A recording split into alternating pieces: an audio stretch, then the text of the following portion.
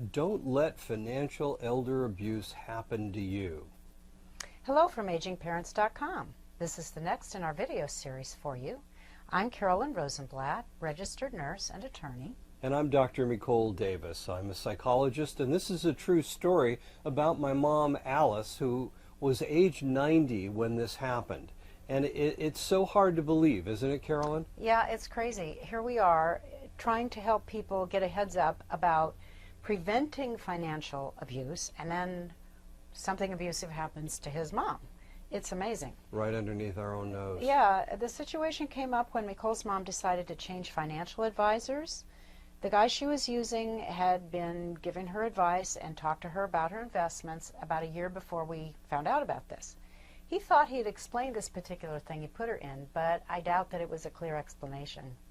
In any case, he never told her that he wanted to take a large sum and put it into something she couldn't get to for 12 years. Does that make sense to you? 12 years. 12 years of not being able to take out your cash for a 90-year-old. Right.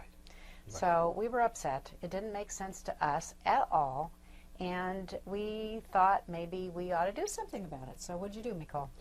I called my mother's advisor on the phone, and I asked him about this and why he had done this, and he said, you know, she doesn't need the money.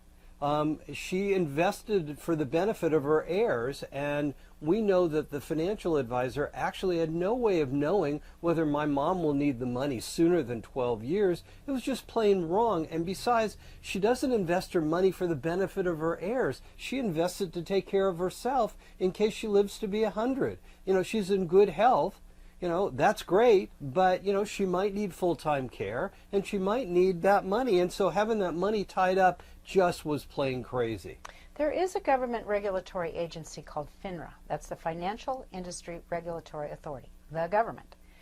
And you can report this kind of problem to FINRA. You do that online with the FINRA Investor Complaint Form. This is the link to it. You fill out the form online and submit it, or you could even print it out and mail it in. FINRA has the ability to prosecute financial advisors, brokers, and dealers who sell unsuitable investments to elders. Now, the brokers and dealers get a commission on the sale up front, not later. Not 12 years later. No. So they're motivated to sell these products. Tying up an elder's money for years at a time is usually not considered appropriate, and this agency, FINRA, has prosecuted many firms for doing things just like this. They may have to pay the money back to the senior and pay a fine to the government too. Oh, well. Restitution and a fine. Carolyn, what can we do to find out if your aging parent is being taken advantage of by a financial person in their life? Well, they've got to be able to talk to you. You know, your parent needs to be able to talk to you, and we encourage you to speak with your aging loved ones about their investments. Sometimes they get tempted by promises of high rates of return. At this time, the kind of investment the advisor had put Alice into pays a 6.5% return. Sounds pretty good. But she doesn't need to take that kind of risk, especially 12 years. Most people don't, especially if they're over 65 and retired. We can demand restitution from the advisor or report them to FINRA.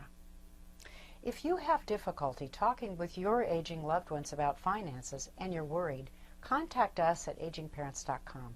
We offer you our advice and help, our expertise to help reduce your anxiety. You can request a consultation.